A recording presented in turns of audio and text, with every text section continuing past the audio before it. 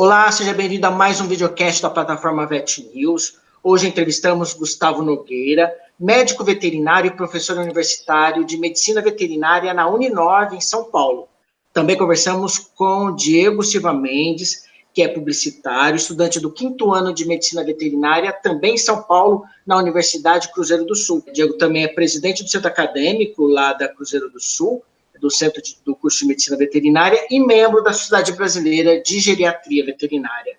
Olá, sejam bem-vindos aqui ao nosso programa Vet News. Diego, Gustavo, muito obrigado. Qual que tem sido o impacto dessa pandemia, de toda essa celeuma, sobre a realidade aí do processo de ensino e aprendizagem no setor de medicina veterinária? Professor Gustavo. Foi um evento bastante impactante, né? Primeiro que pegou todos nós de surpresa, foi uma coisa que apesar do vírus já estar circulando aí pelo mundo desde o final do ano passado, comecinho desse ano, acabou sendo pego de surpresa com uma evolução tão rápida e com essa necessidade de isolamento social. E isso para a educação traz todo o impacto, né?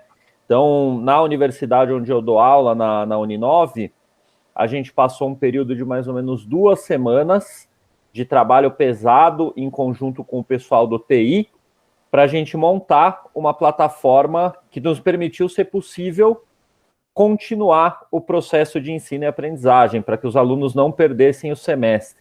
A gente está num ponto do curso de veterinária, na Uninove é um curso novo, os nossos alunos mais antigos estão no 4º semestre. A gente ainda não tem atividade prática em hospital veterinário, em atendimento, em campo, né? Então isso facilitou um pouco a nossa vida, porque para alunos que estão mais evoluídos no curso, que acredito ser o caso do Diego, e que tem necessidade de atuação em campo, isso trouxe um impacto muito grande. Diego, conta para a gente, então, como foi esse impacto lá para a realidade de vocês na Cruzeiro do Sul. Bom, antes de mais nada, eu gostaria de novo de agradecer o convite, Clivanei, o professor. Para a gente, na Cruzeiro do Sul, em um primeiro momento, foi bem diferente do que a gente já estava acostumado. Na Cruzeiro do Sul, nós temos uma plataforma que fornece ensino à distância em alguns cursos, não são todos medicina veterinária, os cursos são todos presenciais, né, como o nosso conselho manda e como eu acredito que deva ser mesmo. Então a gente já tinha uma plataforma digital que a gente utilizava para desenvolver algumas atividades, para trocar conteúdo com os professores e no início dessa pandemia a universidade optou por passar a utilizar essa plataforma, que é o Blackboard, para que as aulas fossem ministradas à distância, para que nós não perdemos o semestre. E é um período complicado porque ninguém estava preparado para que isso fosse, né? E a gente foi se adaptando. Então hoje a gente utiliza essa plataforma digital para ter as aulas que nós teríamos de maneira presencial. Para a gente do 5º ano e dos cursos dos semestres não tem uma disciplina prática, a gente já passou por isso, né? A gente só tem esse último semestre de atividades, né? Depois a gente vai para o estágio curricular obrigatório, e alguns semestres também ainda não tem as atividades práticas, mas muitos semestres têm, né? Inclusive as disciplinas que são extremamente necessárias que sejam práticas, como anatomia, clínica médica. Os professores estão se adaptando ainda, né? E tentando tornar esse período o menos impactante na vida dos alunos. Assim, eu tenho colegas de outras universidades e a gente conversa muito sobre isso, que acabaram perdendo o semestre, de algumas universidades públicas que acabaram perdendo o semestre, e eu acho que o que tem acontecido conosco serve para que nós possamos repensar na forma que a gente tem tratado o ensino da medicina veterinária, né, no Brasil. Eu acho que ninguém, como eu disse, ninguém estava preparado para que isso fosse acontecer, né, e impactou e tem impactado muito diversos alunos. Lá na Cruzeiro do Sul, dadas as devidas proporções, a gente conseguiu seguir em frente, né, os nossos grupos de estudos continuam organizando atividades online com o apoio da universidade. A gente também utiliza o ambiente virtual da universidade. Então, em maio, por exemplo, nós temos todos os dias preenchidos com atividades dos grupos de estudos, né? de segunda a sábado. Então, isso para a gente é muito bacana, porque é uma forma da gente permitir que alunos de outros estados e outras universidades participem das nossas atividades, né? Mas tem sido diferente, tem sido diferente e impactou sem dúvida alguma, não só a nossa vida, mas a vida de todos os meus colegas universitários, né? Você comentou aí que, tanto na realidade da Cruzeiro do Sul como de algumas outras universidades que você conhece, nos cursos que exigem atividades práticas, como a anatomia, aliás, os cursos não, as disciplinas, se tem tentado utilizar de estratégias que, como eles têm resolvido isso, né? Já que as atividades presenciais têm que ser limitadas, como que eles têm conseguido contornar essa situação? Talvez postergar algumas práticas para o segundo semestre, por exemplo? A universidade está tentando ver como transformar essas atividades. Eles continuam tendo as aulas, os alunos continuam tendo essas aulas, e os professores criaram mecanismos para que os alunos conseguissem ter o mesmo aproveitamento que teriam com as aulas práticas, né, colocando ali literalmente a mão na massa, dissecando peças anatômicas, acesso às peças anatômicas. Então, eu acredito que essa parte prática, principalmente de anatomia, que é uma disciplina fundamental na medicina veterinária, essas atividades acontecerão assim que toda essa pandemia passar. Na verdade, a gente só vai conseguir entender o tamanho do prejuízo que todo esse caos trouxe quando as coisas acabarem. Os professores têm criado mecanismos e ferramentas através não só de aulas por webconferência, né, mas atividades que estimulem o estudo, por exemplo, da anatomia, mas sem dúvida alguma essas disciplinas que são práticas, como histologia, né, como biologia molecular, e mesmo a anatomia, a clínica médica, terão, né, esse momento posterior de prática, porque é muito necessário, né? Você não pode formar um profissional em medicina veterinária sem a parte prática, né? Gustavo, quais ferramentas exatamente a Uninove tem utilizado para realizar essa, de uma maneira efetiva, manter o processo de aprendizagem junto aos seus estudantes, e quais são as perdas que você acredita que existem durante essa nova maneira da gente estruturar o nosso processo de ensino e aprendizagem? Na Uninove, a gente trabalha com a plataforma do Google Hangouts Meet para fazer as aulas. Então, as nossas aulas são dadas online usando dessa plataforma, né?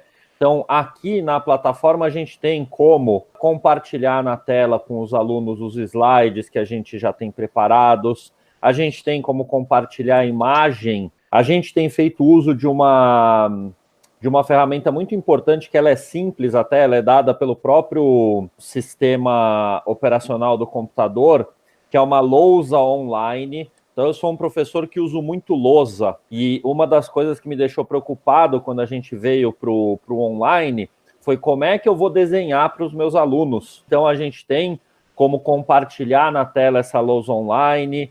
As ferramentas que a gente tem, eu vejo que elas não trouxeram prejuízo ao processo de aprendizagem. O grande ponto que a Uninove já tem trabalhado com isso, e que esse semestre acabou trazendo isso à nossa realidade, são as metodologias ativas de ensino. São as metodologias onde a gente vai precisar da participação do aluno como um personagem importante no processo de ensino e aprendizagem.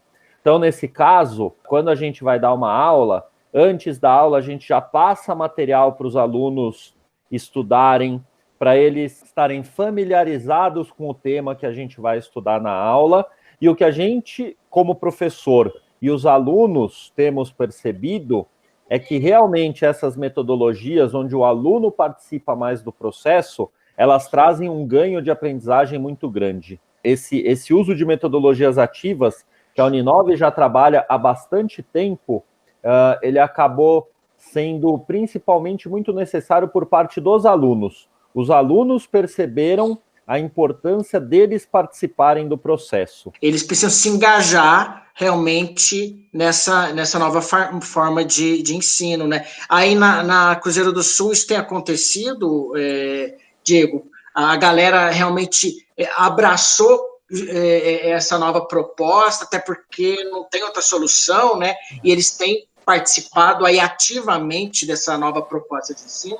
O que nós todos percebemos é que as opiniões ficaram meio que divididas, né? Então teve uma parcela dos alunos que achou bacana e gostou, né, e conseguiu se adaptar. Acho que nem cabe a palavra gostar, né, porque é algo que tem acontecido com o mundo todo e a gente precisa se adaptar. Então tem alunos que se adaptaram melhor, tem alunos que não gostaram tanto, enfim. No geral, é como eu sempre digo para os meus colegas, a ideia é que nós possamos todos nos ajudar, né? E eu fico muito feliz que de verdade a gente de alguma forma tenha conseguido aproveitar esse período e torná-lo produtivo. Talvez para a gente do quinto ano seja um pouco mais fácil porque a gente não tem as matérias práticas. O pessoal que tem clínica médica, eles continuam tendo clínica médica, as outras matérias continuam tendo as disciplinas. Eu acho que esses pontos será resolvido, né, no futuro, com toda certeza. Mas eu acho que, independente de gostar ou não, a gente precisa entender qual é a gravidade do que está acontecendo, né? Se trata de uma pandemia e eu acho que as pessoas precisam, os alunos todos precisam tentar, nós todos, né, porque eu ainda sou aluno, precisamos tentar trazer o melhor disso tudo, né, então tornar o nosso tempo mais produtivo possível. Então, lá na Cruzeiro do Sul a gente até que tem lidado bem, eu olhando de fora, vejo que a gente tem lidado bem com a situação. Nós não paramos o semestre, continuamos as provas e as formas de avaliação foram mantidas, então a gente continua tendo as avaliações, os trabalhos, os seminários. O que mudou foi a forma, né, que isso tem sido apresentado. Os nossos professores também, assim como o professor, têm lidado muito bem com toda essa situação dentro do possível. Considerando aí esse novo formato, que dicas, Gustavo, você daria tanto para os professores que estão aí tendo que utilizar essa nova dinâmica de ensino, como também para os alunos que também têm que se adaptar? Que estratégias eles devem adotar para fazerem desse processo um processo eficiente, produtivo aí dentro desse processo, né? Na sala de aula você está ali totalmente absorto naquele momento de aprendizagem, né? Que dicas você daria para professores e alunos? Então, a gente tem que buscar estratégias para segurar a atenção do aluno com a gente a aula toda, né? E aí, uma das grandes estratégias que eu tenho trabalhado para isso é buscar estimular a participação do aluno todo o tempo. Então, durante as aulas, não é o professor falando e o aluno simplesmente ouvindo e anotando, né? É o tempo todo como se fosse um bate-papo. Então, a gente conversando, eu estou passando alguma coisa da matéria e, de repente, eu chamo os alunos, falo, pessoal, o que vocês acham disso? Abre o microfone, vamos conversar. Então, eu estou o tempo todo, durante a aula, puxando a atenção deles, surpreendendo eles, né? Porque se alguém não estiver prestando atenção, vai acabar sendo chamado e não sabendo como agir. É difícil, porque a gente tem muita concorrência mesmo. Mas a principal estratégia é buscar trazer os alunos para eles se sentirem parte do processo. Não é mais aquela história de um professor falando durante 3 horas seguidas e vocês só ouvindo e anotando. Não, a gente está trabalhando junto. Então é mostrar para eles que o processo de aprendizagem não vai acontecer se eles não participarem. Eu acho que essa é a grande dica. E aí, óbvio, a gente tem algumas ferramentas, né? Então, para segurar a atenção deles no meio da aula, a gente tem ferramentas de, às vezes, durante o processo, do nada eu surjo com uma brincadeira, com um joguinho online, então a gente faz competição, a gente tem, hoje em dia, softwares e aplicativos que dão essa possibilidade para a gente. Então, no meio da aula, fala, vamos fazer aí uma competição e acabando quem ganhar, eu prometo que na volta às aulas eu dou um chocolate para vocês. Então, são essas ferramentas que a gente tem que fazer uso, porque senão realmente, tô lá, falando, o aluno no computador e a televisão ligada na live do Jorge Mateus, ele tem tudo para ganhar de mim, né? Então eu tenho que fazer um esforço hercúleo para ganhar do Jorge Mateus, por exemplo. Às vezes tem que cantar, às vezes tem que levantar, uma coisa que dá um aspecto prático legal nas aulas que eu dou, eu tenho os meus animais em casa, então às vezes eu pego, boto eles na frente da câmera e falo assim, vamos ver tal situação que a gente está conversando aqui, sobre uma articulação, vamos ver então a articulação do cotovelo, vamos ver na vida real como que é, e aí pego o meu cachorro, o meu gato, ponho na frente da câmera. Então é isso, a gente tem que... Não sou tão afinado como o Jorge Mateus, mas eu já cantei na aula. E aí, você que está do outro lado, Diego, o que você me diria? Do ponto dos alunos, o que tem sido muito legal é que, com tudo esquecido, a gente tem acesso às lives dos sertanejos, mas também temos uma série de lives de profissionais super gabaritados das diversas áreas, né? E essas lives estão disponíveis, tem uma série de cursos online e de graça, palestras, simpósios, congressos, vários eventos científicos acontecendo, né, durante esse período, e que é super bacana e que agora sim possibilita que os alunos participem, né? Então acho que a gente, enquanto alunos, enquanto acadêmicos, a gente tem a obrigação mesmo de organizar o nosso tempo, porque isso é muito fato, né? Quanto mais tempo livre o ser humano tem, se ele não se organiza, parece que ele tem cada vez menos tempo, né? Então a gente precisa organizar o nosso tempo, torná-lo produtivo. Então a gente tem ferramentas hoje em dia. Eu sempre comento que talvez se isso tudo tivesse acontecido há 40 anos atrás, as coisas teriam sido diferentes, né? A gente não teria tantas ferramentas aí para conseguir tornar esse tempo útil, né? Para quem é acadêmico e gosta de estudar. Então eu acredito que até como forma de contribuir com o trabalho dos professores, porque é difícil para a gente, mas é difícil para os professores também. E eu tenho ouvido isso de diversos professores, né? Que também tem sido bem complicado. Então acho que o segredo para a gente é organizar o nosso tempo, né? Tentar montar um cronograma de estudos para você não se perder. Isso não só durante a pandemia, mas durante todo o ano letivo, né? Durante a vida. Né? Organizar muito bem o seu tempo, dividir os horários de estudo, dividir os horários de lazer, que também são super necessários, né? Para que a gente não enlouqueça. E acho que a ideia é essa, assim, tornar o nosso tempo o mais aproveitável possível. A gente tem ferramentas hoje que possibilitem que a gente aproveite esse tempo de forma muito mais bacana e até nos tornando mais preparados para quando chegar o momento da aula com aquele professor.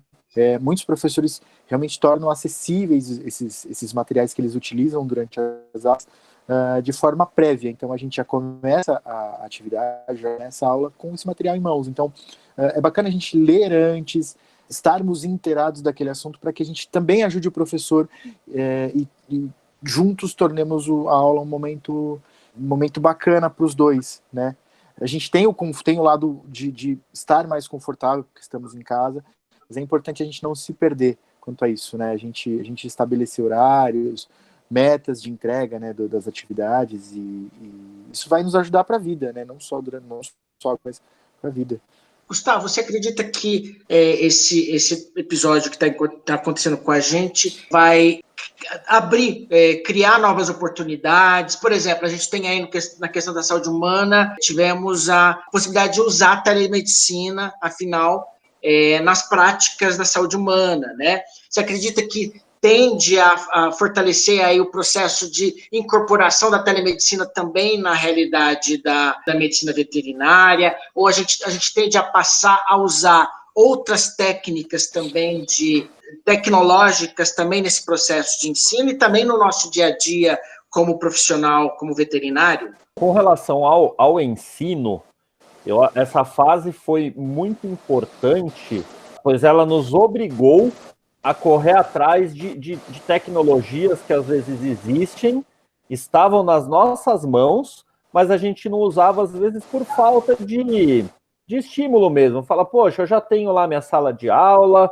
eu tenho tudo em mãos, para que eu vou acrescentar algo novo, né? Então essa fase foi importante para que essas novas tecnologias aparecessem, se mostrassem e sejam usadas. Então isso é um legado que a gente vai ter dessa fase, né? Assim que acabar, e esperamos que acabe tudo bem, né? Com essa fase de pandemia, eu vejo um ganho muito grande principalmente no uso dessas tecnologias, né? Isso é uma coisa bastante importante. Por exemplo, no ensino de anatomia, existem vários softwares que mostram peças anatômicas, que têm os animais em 3D para serem estudados, e isso não tinha muito uso, né? E hoje em dia, nessa fase, acabou se obrigando a buscar essas coisas. Para professores de histologia, por exemplo, existe laminários online, várias lâminas histológicas disponíveis na internet. Antes não era usado, assim, os alunos ficavam se batendo para olhar no microscópio dentro do laboratório, sendo que, às vezes, o professor pode pegar de um laminário e projetar na tela da sala de aula, né? Então, assim, eu acho que essas novas tecnologias vão trazer um ganho muito grande, mesmo para quando a gente voltar para a sala de aula. Com relação à prática médica veterinária, eu ainda acho um pouco complicado o advento da telemedicina, porque um dos grandes pontos da telemedicina na medicina humana comparada à medicina veterinária, na medicina humana, o paciente fala o que ele está sentindo. Na medicina veterinária, o paciente não fala. Tem alguém que fala por ele. E nem sempre esse alguém tem a percepção do que realmente está acontecendo com o nosso paciente. Então, no atendimento do médico veterinário, o toque, o exame clínico, ele ainda é essencial. Eu acho muito difícil a gente conseguir implantar algo de telemedicina que seja viável, justamente por isso, porque como o nosso paciente não fala, fica muito difícil a gente ter certeza do que realmente está acontecendo com ele. Então, eu acho que para a prática médica veterinária, ainda não vejo como viável, tanto que, hoje em dia, os meus pacientes que necessitam de atendimento, eu tenho ido fazer o atendimento na casa deles, no domicílio, tomando todos os cuidados de paramentação, né? Então, vou fazer visita ao paciente como se eu estivesse dentro de um hospital. É máscara, é protetor facial, a gente usa proteção nos pés, existe um protetor de pés de tecido descartável, então a gente sempre coloca antes de entrar na casa das pessoas, o tempo todo de luva. Então isso são as adaptações que a gente fez nessa fase de pandemia para continuar dando atendimento aos animais. Eu acho que a telemedicina realmente ainda não tem uma viabilidade comprovada na nossa realidade. Qual é a sua opinião, Diego? Um tema ainda muito complicado dentro da medicina veterinária, exatamente pelos mesmos motivos. O paciente do médico veterinário não fala. E é importante, o contato com o paciente é muito importante. Claro que é possível, por exemplo, para um profissional de imagem, né, de repente emitir um laudo à distância, desde que ele tenha contato e tenha acesso àquela imagem, por exemplo. Radiografia, é possível sim, a gente tem bons aparelhos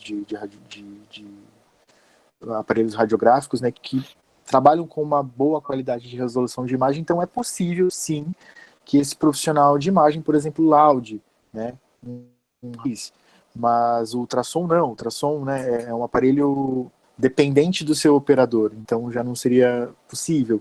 Para um clínico, eu acredito praticamente impossível que você dê um diagnóstico sem tocar no seu paciente, sem fazer um exame físico completo como deve ser, né? Então, é um tema bem complicado. Eu sou a favor e defendo ainda que o contato com o paciente é sim a nossa melhor escolha, né? Se assim eu posso dizer, porque é muito necessário mesmo que a gente tenha o contato com o proprietário, o nosso exame físico é fundamental para que nós consigamos, né, eu digo, nós enquanto estagiários e o profissional de medicina veterinária consiga dar um diagnóstico preciso, né? A gente precisa, o resultado é dado com várias ferramentas, então a gente tem o exame físico, temos os exames laboratoriais, né, os exames bioquímicos, o hemograma, os exames de imagem e uma série de outros exames que, em conjunto, ajudam o profissional a fechar um diagnóstico. Então, você tentar fechar um diagnóstico só por vídeo eu acredito que não seja, aí, pelo menos nesse momento, com as tecnologias que nós temos disponíveis no momento, não seja a melhor escolha, né? Não seja... O que você espera para o pós-pandemia, tanto para a categoria e para o setor veterinário, como também para a sociedade brasileira? Essa pandemia, eu digo que ela veio para mexer com tudo na nossa sociedade, né? Então vai mexer nas relações humanas, vai mexer nas relações profissionais. Eu diria assim que a minha expectativa é o que eu realmente gostaria muito que acontecesse no período pós-pandemia, é que a gente tenha seres humanos melhores, né? Que todos nós nos tornemos seres humanos melhores.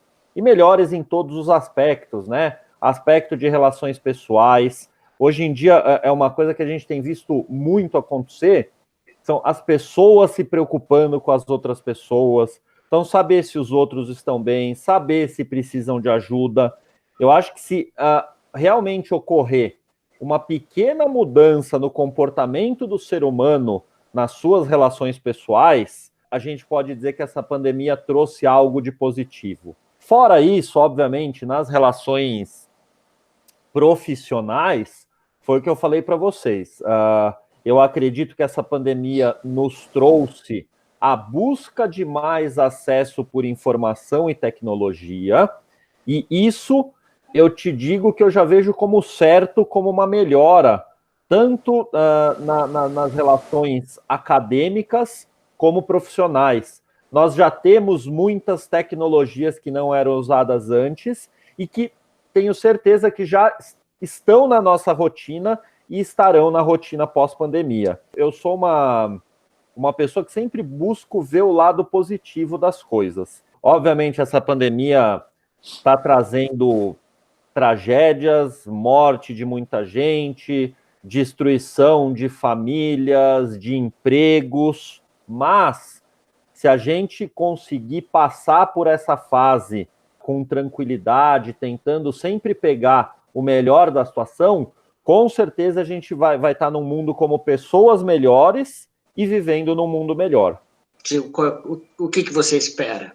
Isso tudo tenha que servir para que, como o professor disse, nós nos tornemos todos nós, né, no mundo todo, seres humanos melhores, né, e mais conscientes do que nós estamos fazendo, né, com o planeta, com o nosso próximo, né, com os nossos familiares, para que nós repensamos, ou podemos repensar como tem sido as nossas relações com as outras pessoas, né, e tentar aproveitar, né, de alguma forma tudo isso que tem acontecido para que dar isso eu acho importante de citar, dar valor aos profissionais de saúde que nós temos principalmente no nosso país, né, e aos pesquisadores, porque é importante ressaltar que tem uma série de colegas. Eu sou um profissional, na verdade, assim, sou um aluno, né, que apaixonado por pesquisa científica, eu trabalho com pesquisa científica, e eu acho que é importante nesse momento a gente também ressaltar que tem uma série de pesquisadores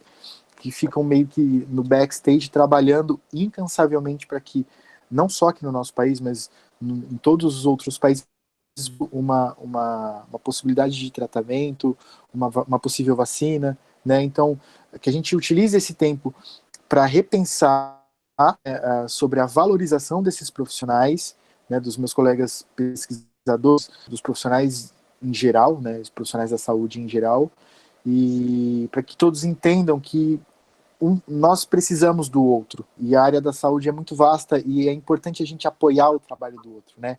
Entender que o profissional de medicina veterinária é tão importante quanto um profissional de enfermagem, quanto um profissional de farmácia, um profissional de medicina, para que nós possamos nos unir, para que juntos nós consigamos construir uma medicina melhor, uma medicina veterinária melhor, uma enfermagem melhor. Cada vez tem se falado mais de uma equipe, né, da formação de equipes multidisciplinares, e essa pandemia tem nos mostrado que isso cada vez mais é verdade e que será. Então eu espero de verdade que nós consigamos repensar o quanto nós estamos valorizando esses profissionais que a princípio estavam esquecidos, consiga melhorar as qualidades de serviço que o nosso país consiga entender realmente a importância e que nós consigamos repensar a forma de tratar os doentes nesse país.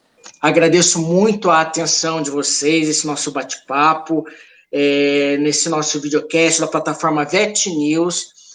Conversamos com o Gustavo Nogueira, médico veterinário, professor da Uninove, em São Paulo, e com o Diego Silva Mendes, que é publicitário, estudante do 5º ano de Medicina Veterinária, lá na Universidade Cruzeiro do Sul, também em São Paulo. Muito obrigado e que possamos juntos vencer essa fase tão difícil que a gente atravessa. Bom, valeu, um abraço.